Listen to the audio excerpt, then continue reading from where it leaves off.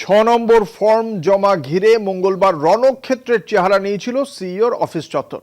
বুধবারের supreme শুনানিতেও form 6 প্রসঙ্গ তোলে রাজ্য। আদালতের মন্তব্য, প্রতিবারই এমন অভিযোগ ওঠে, এটা নতুন কিছু নয়। কেউ যদি এই নির্বাচনে ভোট দিতে না পারেন, তার মানে এই নয় যে তার ভোটাধিকার চিরতরে কেড়ে নেওয়া হলো। বিচার বিভাগের নজরদারিতে বিবেচনাধীন 60 লক্ষের নিষ্পত্তি প্রক্রিয়ায় সন্তোষ প্রকাশ করে সুপ্রিম কোর্টের নির্দেশ, যথাযথভাবে সত্যতা যাচাইয়ের পরেই ট্রাইব্যুনালে নতুন নথি গ্রহণযোগ্য।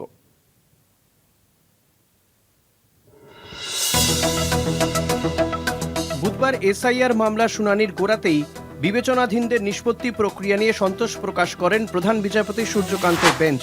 প্রধান বিচারপতি বলেন, আমরা কলকাতা হাইকোর্টের প্রধান বিচারপতির রিপোর্ট পেয়েছি। তথ্য পরিসংখ্যানে আমরা সন্তুষ্ট। 60 লক্ষ আপত্তির মধ্যে মঙ্গলবার সন্ধে পর্যন্ত 47 লক্ষ আপত্তির নিষ্পত্তি হয়েছে।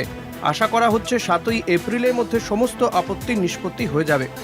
নির্বাচন কমিশনের তরফে আদালতকে জানানো হয়, আইন অনুযায়ী মনোনয়নের শেষ দিন পর্যন্ত যাঁদের তালিকায় নাম উঠবে তারাই ভোট দিতে পারবেন। তাই বিবেচনাধীনদের নিষ্পত্তির সময়সীমা 6ই এপ্রিল রাত 12টার মধ্যে করা হোক। শুনানিও 6 তারিখ রাখা হোক।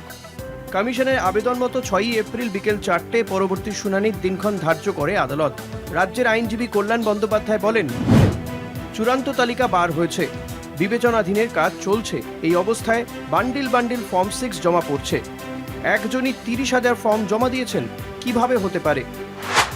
প্রধান বিচারপতি সূর্যকান্ত রাজ্যের আইনজীবীকে বলেন, প্রতিবারই এমন অভিযোগ ওঠে, এটা নতুন কিছু নয়, আপনারা আপত্তি জানাতেই পারেন। কমিশনের সওয়াল, ফর্ম 6 জমা দেওয়া একটি চলমান পদ্ধতি, যে কেউ দিতে পারে। কমিশন সব যাচাই করেই সিদ্ধান্ত নেয়। প্রধান বিচারপতি এরপরে রাজ্যের আইনজীবীকে উপযুক্ত কর্তৃপক্ষের কাছে আবেদন করার পরামর্শ দেন। বিচারপতি জয়মাল্য বাগচি বলেন, কেউ যদি বর্তমান তালিকায় থাকেন কিন্তু পরে বাদ পড়েন, সেক্ষেত্রেও একই নিয়ম প্রযোজ্য।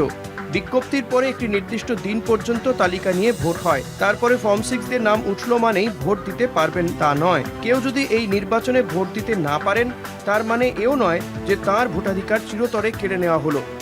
কমিশন আদালতে জানায়, বৃহস্পতিবার থেকে ট্রাইব্যুনালে কাজ শুরু হবে। বুধবার কমিশন বিচারপতিদের প্রশিক্ষণ দেবে। এরপরেই কমিশনের বক্তব্যে আপত্তি জানায় রাজ্য।